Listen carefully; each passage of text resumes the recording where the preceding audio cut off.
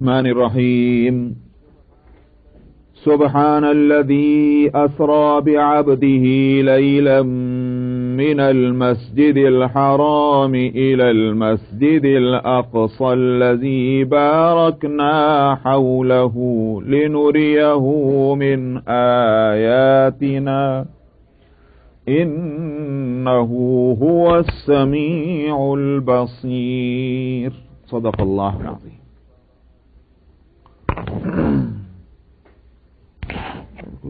پانی لے آئیں کیا؟ ہاں کوئی تکلیف کرنا، شکریہ. یہ سورۃ الاسراء ہے اور اس کا دوسرا نام بنی اسرائیل بھی ہے. تو سورۃ الاسراء تو آیت کا پہلی آیت میں لفظ اسرا جو آیا اس سے بنا. اسرا فعل ہے، ورب ہے، اور اسرا مصدر ہے جس سے وہ لفظ اسرا بنا. تو وہاں سے لفظ لے کر کے سورہ کا نام رکھا گیا.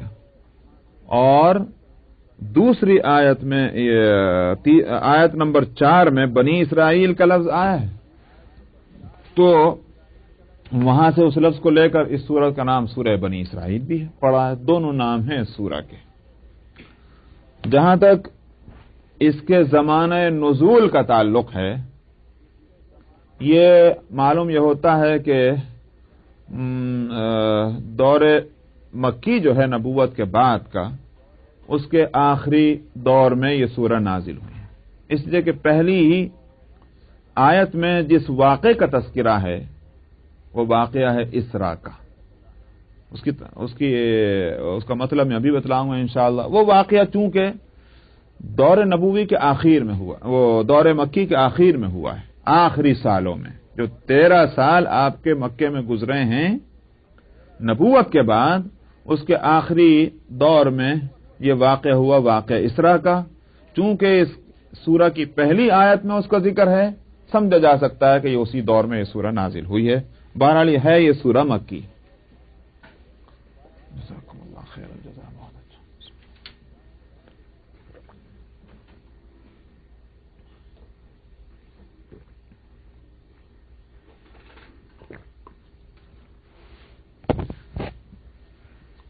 ترجمہ اس سورہ کا یہ ہے، اس آیت کا جس کی میں نے تلاوت کی: پاک ہے وہ ذات جو لے گیا اپنے بندوں کو رات کے ایک حصے میں مسجد حرام سے مسجد اقصی کی طرف، جس کے گرد و پیش کو ہم نے برکت دی ہے، بارکنا حولہ، تاکہ ہم اس کو اپنی آیتیں دکھلائیں. بلا شبہ وہی سننے والا دیکھنے والا ہے. یہ ترجمہ ہے اس آیت کا. اسراء کہتے ہیں رات کے کو سفر کرانا، یہ ہے اسراء. دن کے سفر کرنے کو اسراء نہیں کہتے. تو سفر کرایا، لے گیا رات میں، پھر اس کے ساتھ لیلن بھی لائیں. مزید وضاحت کے لیے کہ اگرچہ اسراء سے خود بخود سمجھ میں آتا ہے کہ جہاں سے گئے وہ رات میں گئے، مگر مزید وضاحت کے لیے رات کا لفظ لائیں. پھر لیلن عربی گرامر کے اعتبار سے یہ لفظ جو ہے نکرہ ہے. نکرے کا معنی نکرے کے فائدے بہت سے ہوتے ہیں. ایک فائدہ یہ ہوتا ہے جز، جیسے الف لام جو ہے وہ جنس کے لیے ہوتا ہے تو پورا، یعنی جیسے الحمدللہ کے اندر الحمد الف لام جو ہے حمد کے، اس کے معنی یہ ہے ساری تعریف ہیں. یہی ترجمہ کرتے ہیں نا، تمام تعریف، وہ کہ تمام کا اور سب کا یہ لفظ آپ لا رہے ہیں لفظ الف لام کی وجہ سے. الحمد تمام تعریف ہے. تو الف لام کا جیسے یہ فائدہ ہے، اگر الف لام جہاں آنا چاہیے وہاں نہیں لائیں، وہ نکرہ بنتا ہے. اس کے معنی ہوتے ہیں ایک حصہ، ایک جز، پورا نہیں بلکہ ایک جز. لیلن کے معنی کیا ہوئے؟ پوری رات نہیں، رات کے ایک حصے میں. اسرا بعبدہ لیلن، پاک ہے وہ ذات کہ جو راتوں رات لے گیا اپنے بندے کو. کہاں سے؟ مسجد حرام سے. مسجد حرام سے مراد بیت اللہ جو ہے مکہ مکرمہ میں خانہ کعبہ، اس کے گرد جو مسجد بنی ہوئی ہے اس کو مسجد حرام کہتے ہیں۔ بعض دفعہ مسجد حرام بول کر پورا حرم بھی مراد لیا جاتا ہے۔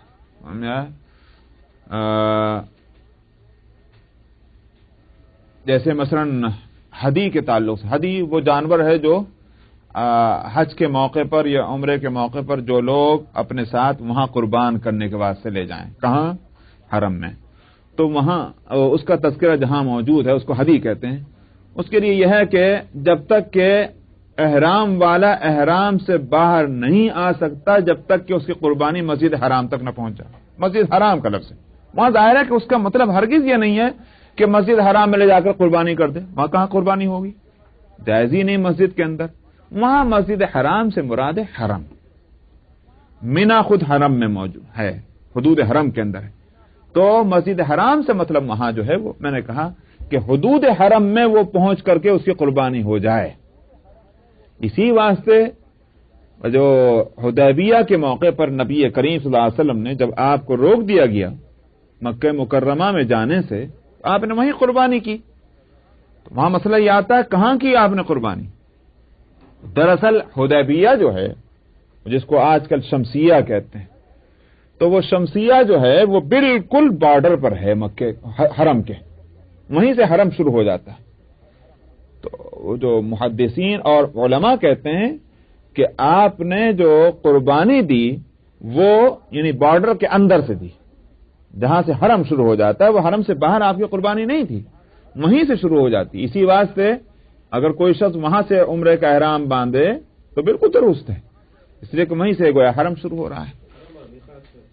میقات اور زیادہ ہاں آگے ہے، بالکل صحیح۔ یہ میں نے ان کے واسطے میں نے کہا کہ یہ جو لوگ مکے میں رہنے والے ہیں اور عمرے کے لیے وہ اگر احرام باندھنا چاہیں تو وہ وہاں سے باندھ سکتے ہیں، اگرچہ مسنون یہ ہے کہ ان کو باندھنا چاہیے تنعیم سے اور جاعرانہ سے، مسنون تو وہی ہے، لیکن بہرحال وہ حدود حرم سے باہر نکل کر باندھ سکتے ہیں۔ تو مسجد حرام جو ہے اس کو میں کہہ رہا تھا اصلاً تو وہ مسجد ہے جو خانہ کعبہ کے چہار طرف ہے، لیکن کبھی کبھی حرم کے لیے بھی بولا جاتا ہے۔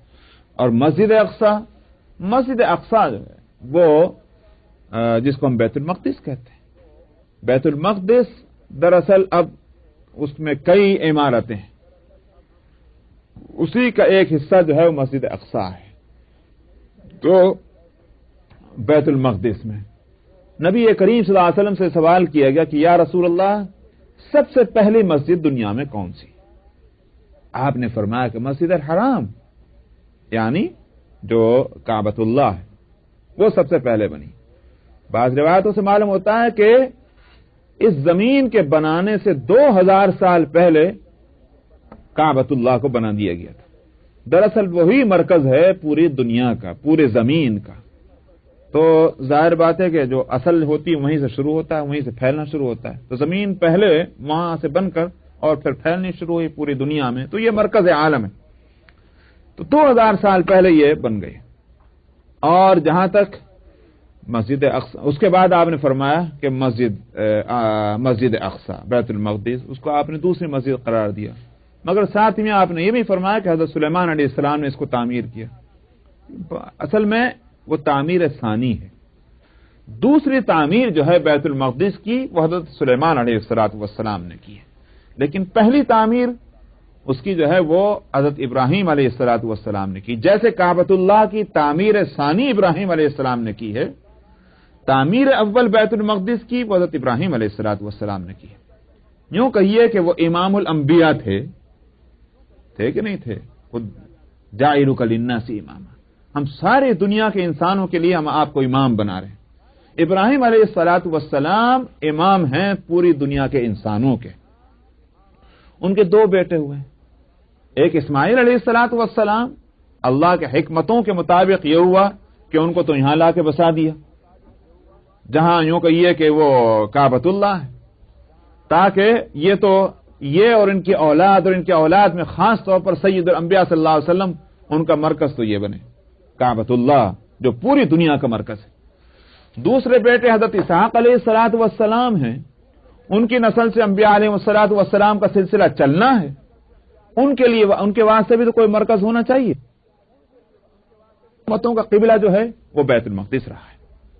तो इस तरह से दो मरकज बने अल्लाह की तरफ से तमाम दुनिया की कौमों के वास्ते, और उन दोनों मरकजों के बनाने वाले इब्राहिम अलैहिस्सलाम हैं, इसलिए वो इमाम नास है। तो अगरचे पहला मरकज जो है वो पहले बन चुका था, तामीर सानी इब्राहिम अलैहिस्सलाम, मेरे ख्याल से उसकी हिकमत भी ये समझ में आती, इमाम है पूरी दुनिया के इंसानों के, खाली बैतुल मक़दिस बना देते तो ये मरकज आलम जो है उससे तो उनका कोई रिश्ता कायम न होता।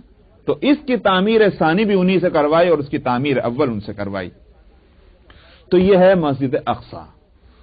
जहां तक मस्जिदों की फजीलत का ताल्लुक है, जाहिर है कि यूं तो सारी मस्जिदें अल्लाह का घर है, सारी मस्जिदें फी बुयूतिन अज़िन अल्लाहु अन तुरफ़ा, बुयूत से मुराद वहां मसाजिद अल्लाह, वअन्नल मसाजिद लिल्लाह, मस्जिदें सब की सब वो अल्लाह की हैं, इसमें कोई शुबा नहीं, मगर उसमें भी फर्क मरातिब है, दर्जा बंदी है। तो आपने वो दर्जों को उनकी वजाहत फरमाया कि एक तरफ तो यह कि ला तशुद्दुर रिहाल इल्ला इला सलासति मसाजिद, फरमाया सफर न करो मगर 3 मस्जिदों की तरफ, यानी किसी मस्जिद की कोई खुसूसियत नहीं है कि उस मस्जिद में नमाज पढ़ने के लिए, उस मस्जिद को देखने के लिए सफर किया जाए, सिवाय 3 मस्जिदों के। बहैसियत मस्जिद के अगर किसी मस्जिद के लिए सफर करना है तो वो ये 3 ही मस्जिद हैं। एक तो फरमाया कि मस्जिदुल हराम काबतुल्लाह, दूसरे फरमाया मस्जिदुल अक्सा, दूसरी मस्जिद अक्सा बैतुल मक़दिस, सिर्फ उसकी जियारत के वास्ते या उसमें नमाज पढ़ने के लिए सफर करने की इजाजत है। अब फरमाया वो मस्जिदी हाजा, एक मेरी ये मस्जिद है, फरमाया यानी मदीना मुनव्वरा में मस्जिद नबवी। तो ये 3 मस्जिदें हैं कि जिनके लिए सफर किया जा सकता है, इससे खुद ब खुद फजीलत सामने आती। इसके अलावा जो और मुख्तलिफ रिवायतों में इबादतों की फजीलत इन मसाजिद में, मसलन मस्जिद हराम के ताल्लुक से, तो उसमें एक नमाज का सवाब 1,00,000 नमाजों के बराबर, और मस्जिद अक्सा में नमाज का सवाब जो है वो 50,000 नमाजों के बराबर, और इतना ही फरमाया गया मस्जिद नबवी के ताल्लुक से भी। तो ये उनकी फजीलत ही की वजह से है कि उनमें इबादत का सवाब और इबादत गाहों से बढ़कर है। तो रातों रात लेके गया, पाक है वो जात जो रातों रात लेके गया। इस सफर के 2 हिस्से हैं, एक सफर है मस्जिद हराम से मस्जिद अक्सा की तरफ, इस सफर का नाम तो है इसरा। दूसरा सफर है मस्जिद अक्सा से आसमानों की तरफ, उस सफर का नाम है मेराज। मेराज उरूज से है, उरूज के माना आते हैं चढ़ने के, तो चूंकि उसमें चढ़ाया गया ऊपर, उसको मेराज कहा जाता है।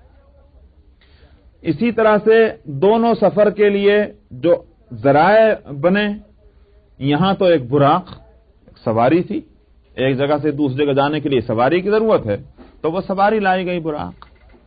और जहां तक मस्जिद अक्सा से आसमानों की तरफ जाने का ताल्लुक था, वहां चढ़कर जाना था, तो वहां एक सीढ़ी लाई गई, समझा, जिसको स्टेयर्स जो थे वो लाए गए वहां।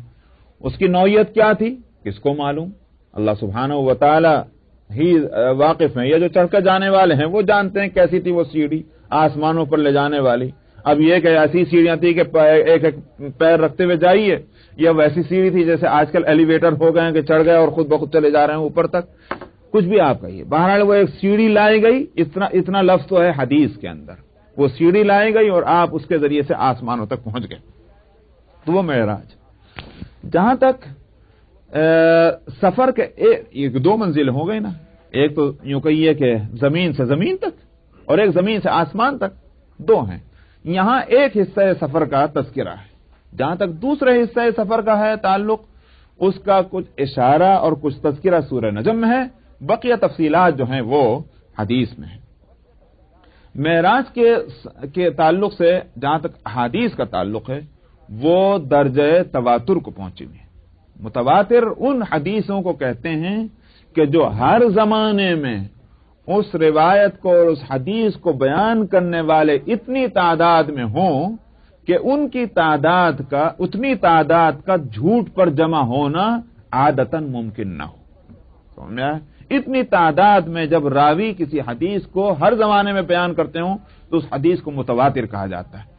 جہاں تک معراج کی حدیثوں کا تعلق ہے، اس کو 25 صحابہ نے بیان کیا ہے، جن میں حضرت عمر رضی اللہ عنہ، حضرت علی رضی اللہ عنہ، اور حضرت عبداللہ ابن عباس رضی اللہ عنہ، عبداللہ ابن عمر رضی اللہ عنہ، حضرت عائشہ رضی اللہ عنہ، مالک ابن سعسع رضی اللہ عنہ، حضرت انس رضی اللہ عنہ، حضرت ابو ہریرہ رضی اللہ عنہ، عبداللہ ابن مسعود رضی اللہ عنہ، ایسے جلیل القدر صحابہ ہوں، یہ ہے وہ 25 صحابہ کی اتنی بڑی تعداد، تو وہ ان کو نقل کرتے ہیں، جن میں خاص طور پر مالک ابن سعسع رضی اللہ عنہ، وہ ان کی روایت کو صحاح نے، بخاری نے، مسلم نے اور حدیث کی تمام معتبر کتابوں نے لیا۔ حضرت انس رضی اللہ عنہ بھی یوں سمجھیے کہ انہی سے لے رہے ہیں۔ کیوں لے رہے ہیں؟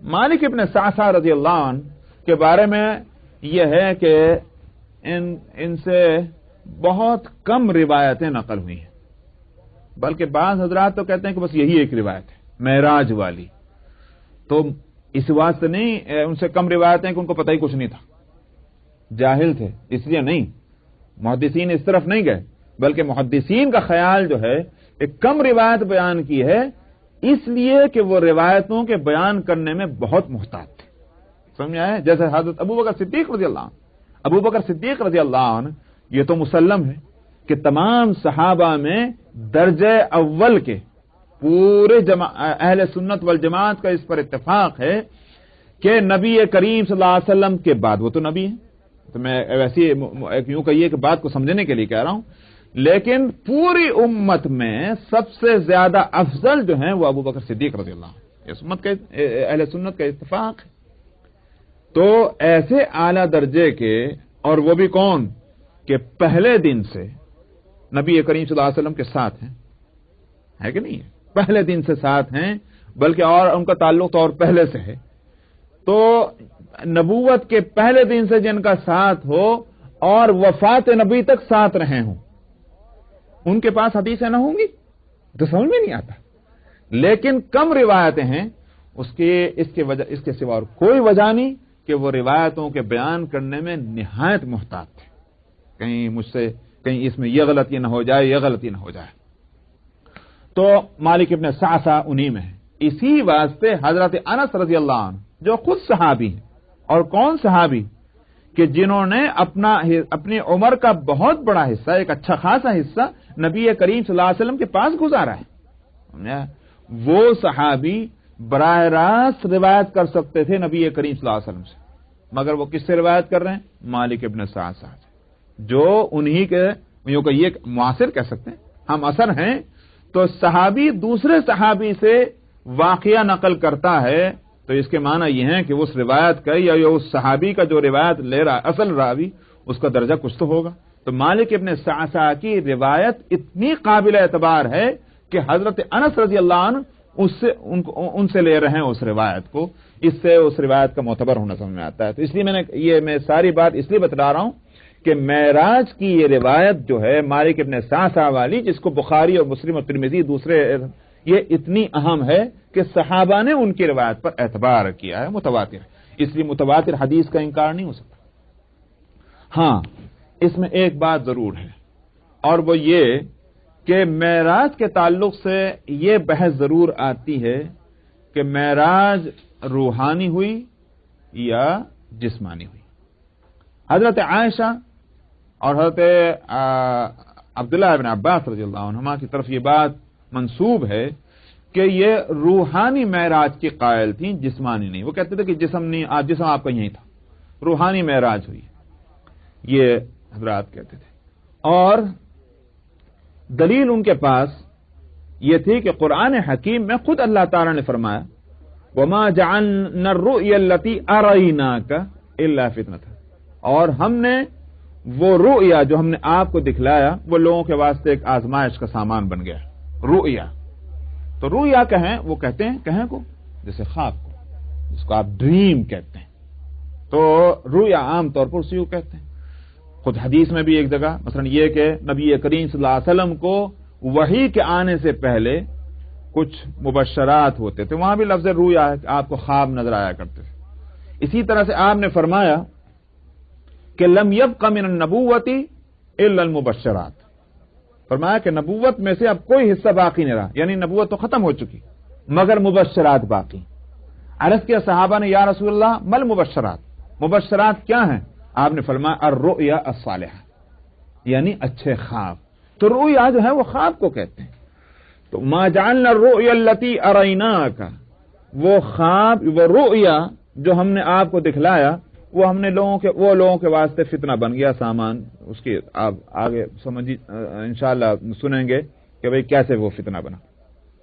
تو یہاں خواب قرآن شریف کہتا ہے، یہ دلیل ہے ان حضرات کی کہ جو یوں کہتے ہیں کہ نبی کریم صلی اللہ علیہ وسلم کو معراج جسمانی نہیں ہوئی، لیکن دوسرے حضرات علاوہ اور باتوں کے اس کا جواب جو دیتے ہیں وہ یہ کہ رؤیا جہاں خواب کے معنی میں آتا ہے وہاں اس کے معنی رؤیت کے بھی ہیں، رؤیت کے معنی آتے ہیں دیکھنے کے، سمجھ آیا؟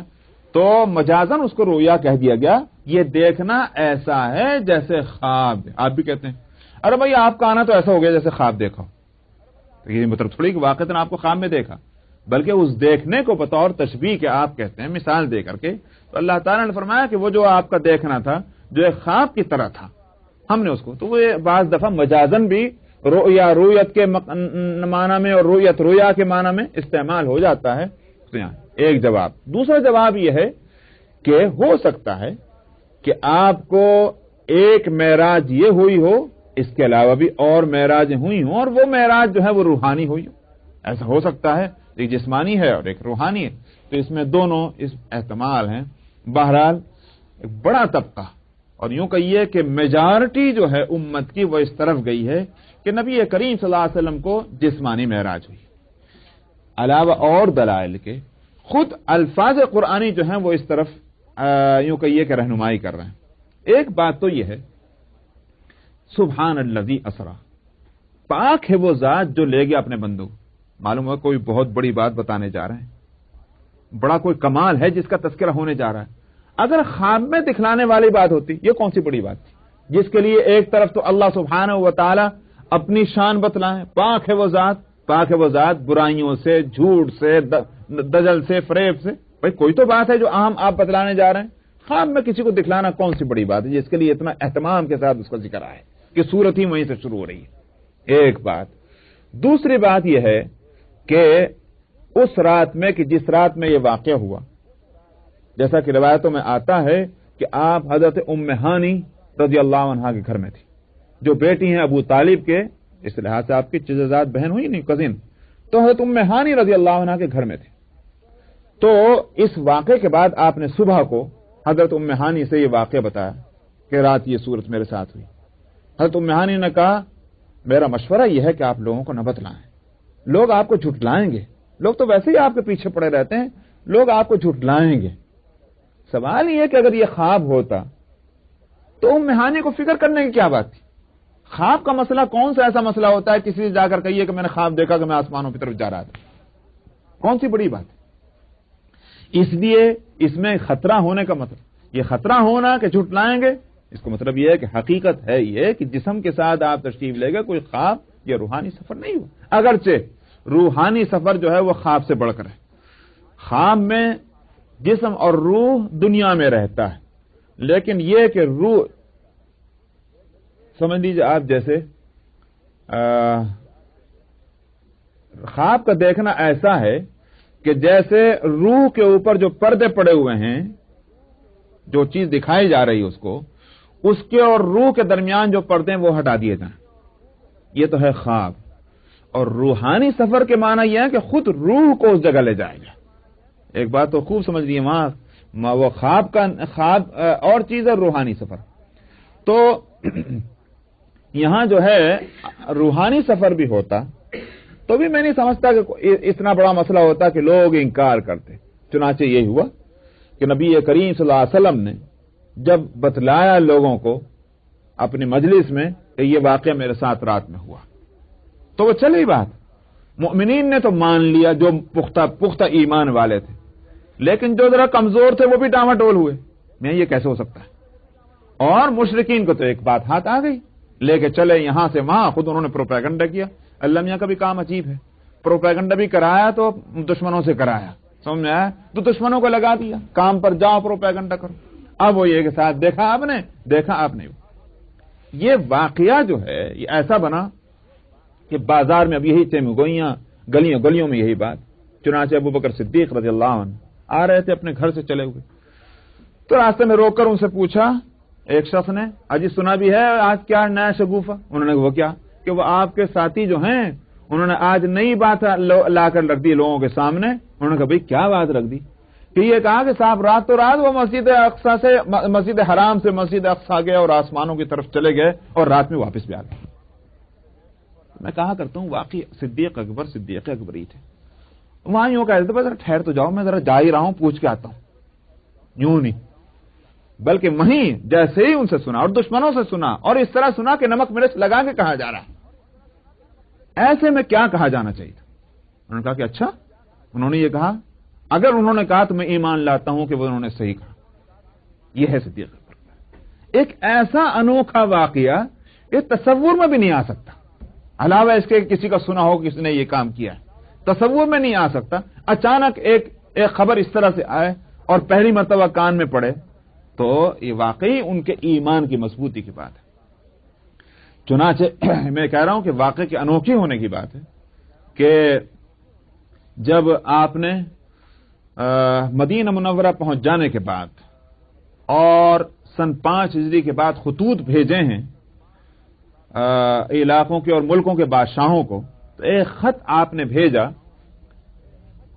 روما کے بادشاہ جو تھا ہرقل، اس کے پاس۔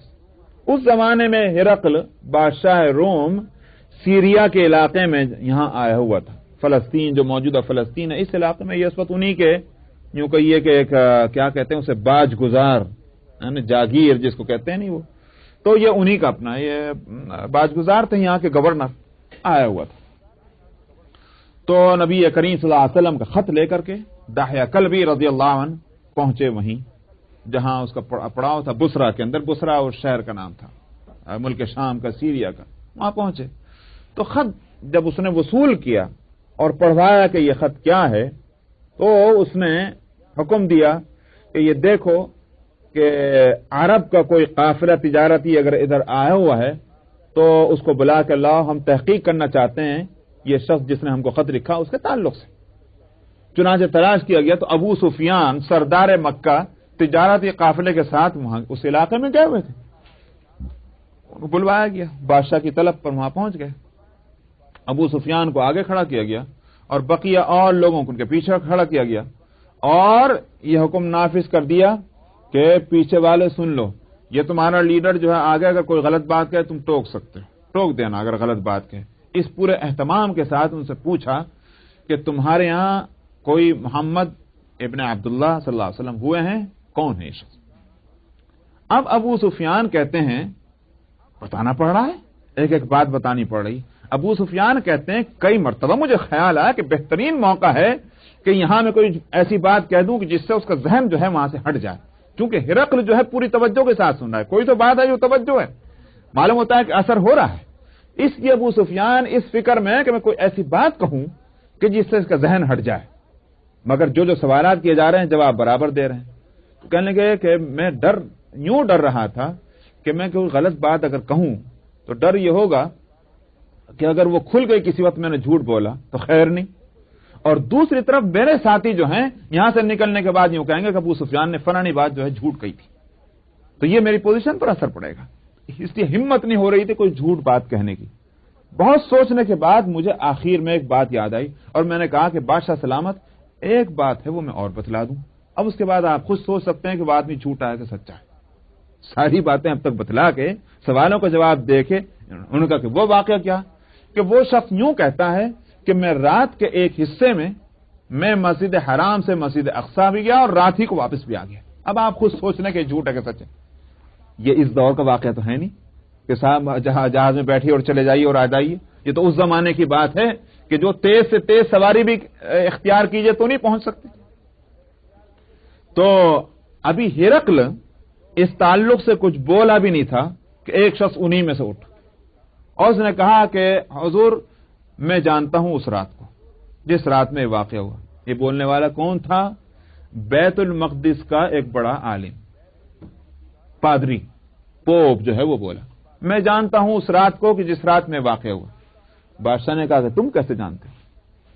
اس نے کہا کہ میری عادت یہ تھی کہ میں رات کو سوتا نہیں تھا جب تک میں سارے دروازے جو ہیں وہ بیت المقدس کے وہ بند نہ کرا دوں، اور بند کر کے پورا اطمینان کر کے جب میں آ کر سویا کرتا تھا. یہ میرا معمول تھا. چنانچہ اسی کے مطابق میں ایک رات میں نے سارے دروازے بند کر دیے. ایک دروازہ جو بند کرنے کے بعد سے پہنچا وہ بند ہوتا ہی نہیں، وہ دروازے ہی نہیں بند ہو رہا، اس کے کواڑے نہیں بند ہوتے تھے. میں نے آخر مسجد کے اور جو ہیں خادموں کو اور ان سب کو بلا کر کہا کہ بھئی دروازہ بند نہیں ہو رہا، اس کو بند کراؤ. سب نے زور لگا لیا، بند نہیں ہو رہا ہے. بھئی کیا ہو گیا؟ آخر جو ہے کارپینٹرز کو اور ان لوگوں کو بلایا گیا کہ بھئی ذرا دیکھو اس کو آ کر کے یہ دروازہ کیوں نہیں بند ہوتا ہے، کیا قصہ ہے. جو کافی توجہ کی گئی تو انہوں نے بتلایا کہ اوپر کی عمارت کا بوجھ جو ہے وہ کواڑوں پر آ گیا ہے، در پر، اس لیے دروازہ بند نہیں ہو رہا اور ہم رات میں کچھ نہیں کر سکتے. صبح کو آ کر کے صحیح طور پر اس کی تشخیص ہوگی اور تب ہم کوئی راستہ نکالیں گے بند کرنے کا. اس کے بعد میں نے کہا بھئی ٹھیک ہے، مجبور ہو گیا، میں سو گیا. صبح کو اٹھ کے میں نے آ کے جو دیکھا تو وہ یہ کہ دروازے کے باہر جو پتھر کی چٹان تھی اس میں ایک ہول سوراخ بھی کیا ہوا ہے، اور اس کے ادھر ادھر کچھ ایسے نشانات ہیں کہ جس کے معنی یہ ہے کہ یہاں کوئی جانور بھی بندھا تھا. تو میں نے کہا کہ ہو نہ ہو یہاں کوئی اہم شخصیت آئی ہے غیبی کہ جس کی وجہ سے یہ دروازہ بھی بند نہیں ہوا اور یہ سارا تماشا قدرتی ہے. تو یہ وہ رات معلوم ہوتا ہے کہ میرا خیال یہ تھا کوئی اہم شخصیت جو غیبی آئی ہے، ہو سکتا ہے پھر یہی وہی ہوں جن کے بارے میں یہ کہہ رہے ہیں. تو میں نے کہا کہ مجھے تو یہ واقعہ اس لیے سنانا تھا کہ ابو سفیان بھی اس واقعے کو جو بیان کر رہے ہیں وہ یہی تو سمجھ کر بیان کر رہے ہیں کہ واقعہ جسمانی ہے. اگر محض خواب کا ہوتا تو ابو سفیان کیوں وہاں بیان کرتے اس واقعے کو؟ بھائی خواب تو دنیا دیکھا کرتی. یہ سارے دلائل ہیں کہ جس سے یہ بات سمجھ میں آتی ہے کہ معراج جسم کے ساتھ ہوئی تھی، محض روحانی یا منامی خواب میں معراج نہیں ہوئی تھی. وقت ہو گیا، انشاءاللہ آئندہ ہفتے. وآخر دعوانا اعوذ باللہ من الشیطان الرجیم بسم اللہ الرحمن الرحیم سبحان الذي أسرى بعبده ليلا من المسجد الحرام إلى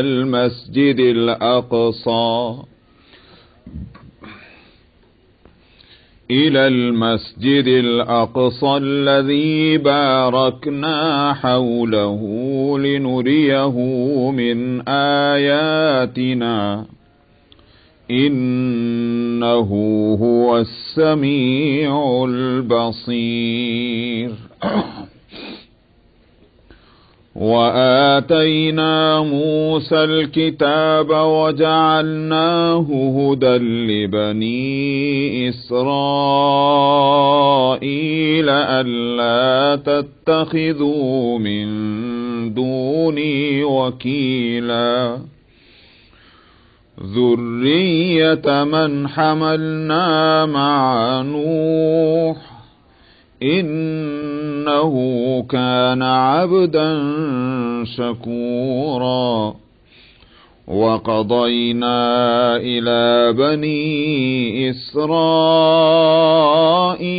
في الكتاب لتفسدن في الأرض مرتين ولتعلن علوا كبيرا. فإذا جاء وعد أولاهما بعثنا عليكم عبادا لنا أولي بأس شديد فجاسوا خلال الديار وكان وعدا مفعولا. ثم رددنا لكم الكرة عليهم وأمددناكم بأموال وبنين وجعلناكم أكثر نفيرا إن أحسنتم أحسنتم لأنفسكم وإن أسأتم فلها فإذا جاء وعد الآخرة ليسوءوا وجوهكم وليدخلوا المسجد كما دخلوه أول مرة وليتبروا ما علوا تتبيرا عسى ربكم أن يرحمكم وإن عدتم عدنا وجعلنا جهنم للكافرين حصيرا صدق اللہ العظیم.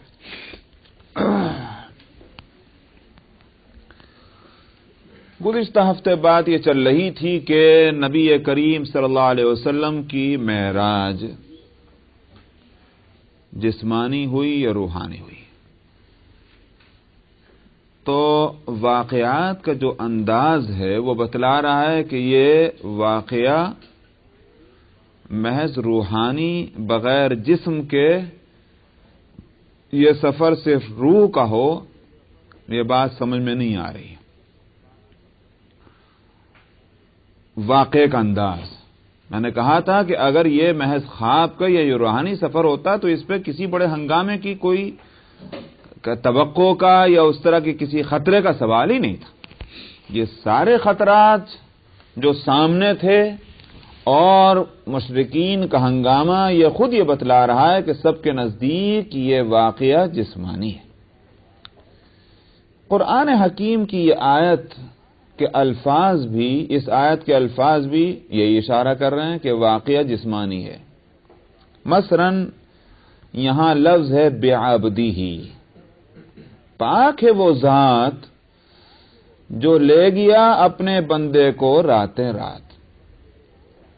اول تو میں نے گزشتہ ہفتے بھی کہا تھا کہ سبحان اللہ، اس اہتمام کے ساتھ اس واقعے کا ذکر اللہ تعالیٰ پہلے اپنا وصف بتا رہے ہیں، اپنی شان بتلا رہے ہیں. پاک ہے وہ ذات. اللہ تعالیٰ جو اپنا تذکرہ اس اہتمام کے ساتھ کر رہے ہیں تو کوئی تو وجہ ہے، کوئی اہم بات آگے بتلائی جا رہی ہے. نمبر ایک تو یہ ہوا. نمبر دو یہ بعبدہ، اپنے بندے کو. سوال یہ کہ بندے کا لفظ جو ہے وہ خالی روح پر بولا جاتا ہے، خالی جسم پر بولا جاتا ہے، کہ یہ جسم اور روح دونوں کو ملا کر کے جو ہے اس پر لفظ عبد اور بندے کا اطلاق ہوتا ہے. ظاہر ہے کہ بندہ وہی ہے کہ وہ مٹی کا یا لکڑی کا پتلا نہ ہو بلکہ اس کے اندر روح بھی ہو، خالی روح نہ ہو بلکہ جسم بھی ہو، تب اس کو کہا جائے گا یہ بندہ ہے.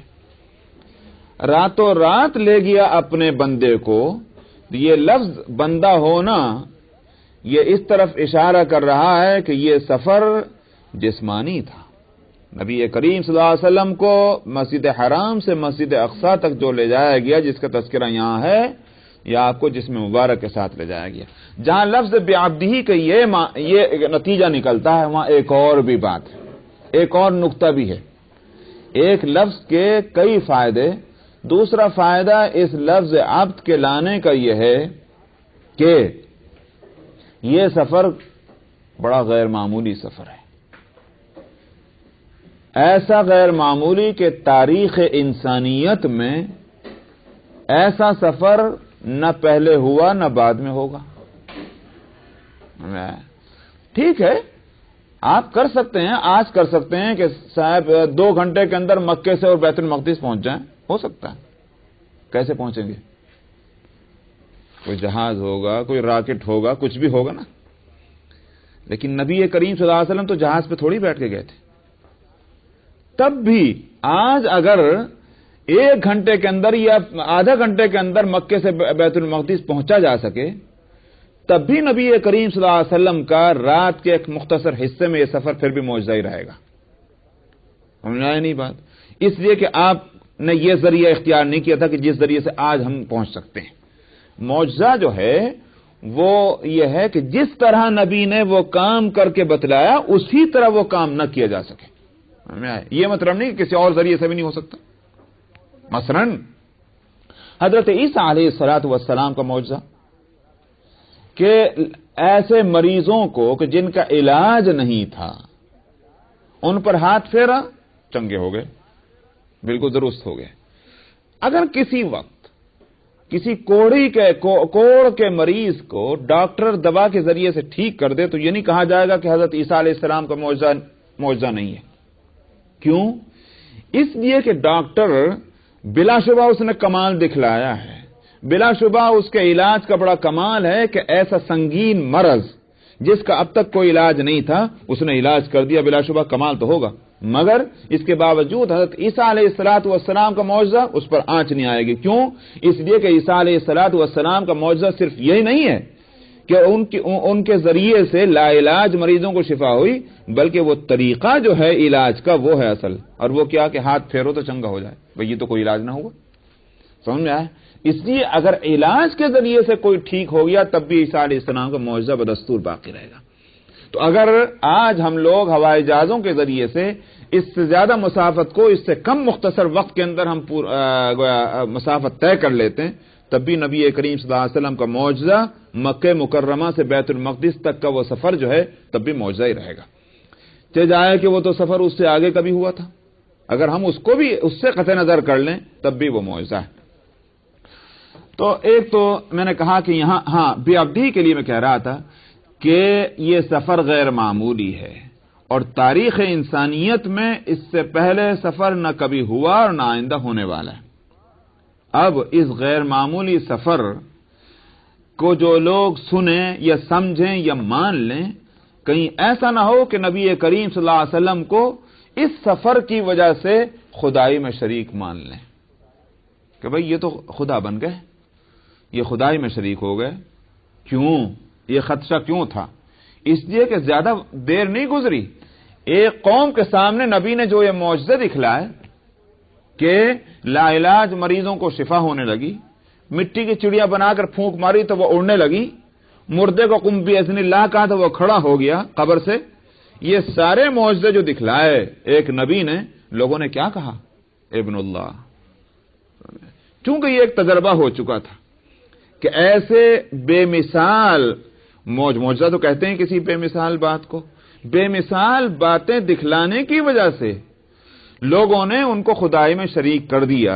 یہ خطرہ ابھی بھی ہے کہ اگر جو مانیں گے کہ یہ معراج ہوئی ہے تو وہ یوں کہیں گے پھر خدا ہو گئے، یہ پہنچ گیا آسمانوں سے اوپر تو یہ خدا ہیں. اس لیے اس واقعے کے تذکرے کے ساتھ لفظ لائیں عبدی ہی کہ اس باکمال سفر کے باوجود، نبی کریم صلی اللہ علیہ وسلم کے اس عروج اور معراج کے باوجود ہیں آپ پھر بھی عبد، خدا نہیں بنے، عبدی ہیں. نمبر 2 اور نمبر 3 جو ہے وہ یہ کہ جس کو مفسرین جہاں تک میرا مطالعہ لیتے نہیں ہیں مگر ہے یہ نقطہ ضرور، اور وہ یہ ہے، یہ جیسے میں نے ابھی کہا کہ یہ سفر بڑا غیر معمولی سفر ہے. انسانیت کی ترقی کا اس سے بڑا کوئی درجہ ہو ہی نہیں سکتا، اس سے اوپر کوئی درجہ نہیں ہو سکتا کہ زمین کے بسنے والی ایک مخلوق کو آسمانوں پر لے جایا گیا. ہے کہ نہیں بات؟ اس کے برابر ہی کوئی درجہ نہیں ہو سکتا، اس سے بڑھ کر تو کہاں سے ہو سکتا. مگر کس کو ملا؟ ایک انسان کو، انسان نوع انسانی کے ایک فرد کو، لیکن ہما شما کو نہیں، مجھے اور آپ کو نہیں، یا میرے جیسے اور آپ جیسے انسان کو نہیں، بلکہ انسانی نوع اور انسانی جسم کے کامل ترین فرد کو. کامل ترین فرد تھے نا نبی کریم صلی اللہ علیہ وسلم. کس اعتبار سے کامل ترین فرد؟ انسانی کمالات میں سے کوئی کمال ایسا نہیں تھا جو نبی کریم صلی اللہ علیہ وسلم میں نہ ہو. یہ ہے. اور انسان کی اگر کوئی شکل مثال کے تو میں اس کو پہلے بتلا دوں، مثلا اگر آپ کسی گھر کے تعلق سے، کار کے تعلق سے، کسی انسان کے تعلق سے، کسی جانور کے تعلق سے، ایک جس کو کہتے ہیں ایک ماڈل اگر آپ اپنے ذہن میں تجویز کر لیں کہ بھئی یہ گھر جو ہے اعلیٰ ترین گھر اس قسم کا ہو سکتا ہے، اعلیٰ ترین پرندہ اس طرح کا ہو سکتا ہے، اعلیٰ ترین انسان اس طرح کا ہو سکتا ہے، سمجھ میں آیا؟ ایک ماڈل بنا لیجئے۔ تو انسانوں میں کا اگر کوئی ماڈل ہو سکتا ہے کہ جس میں کوئی کمی نہ رہ جائے کسی طرح کی بحیثیت انسان کے، اگر وہ ماڈل ہے تو نبی کریم صلی اللہ علیہ وسلم کی ذات گرامی ہے، سمجھ میں آیا؟ تو اس فرد کو منتخب کیا گیا ہے اس معراج کے لیے۔ کیا مطلب؟ کہ جب انسان اپنی انسانیت میں ترقی کرتا ہے تو اسی ترقی والے اس درجے کا نام ہے ہمارے یہاں عبدیت، اور جب یہ عبدیت کاملہ پر پہنچ جائے تو پھر اس کا مقام کیا ہے؟ اس میں یہ استحقاق پیدا ہو جاتا ہے کہ یہ زمین کا رہنے والا یہ فرد کامل یہ آسمانوں تک پہنچ جائے، سمجھ میں آیا؟ عبدیت لفظ عبد سے اس طرح پیش آ رہا ہے۔ انسان کا اصل کمال اس کا بندہ ہونا ہے، وہ سمجھ میں آئے گئی؟ انسان کا اصل کمال یہی ہے کہ وہ خدا کا بندہ ہو، اس میں بندگی ہو، بندگیت کا احساس ہو، بندگی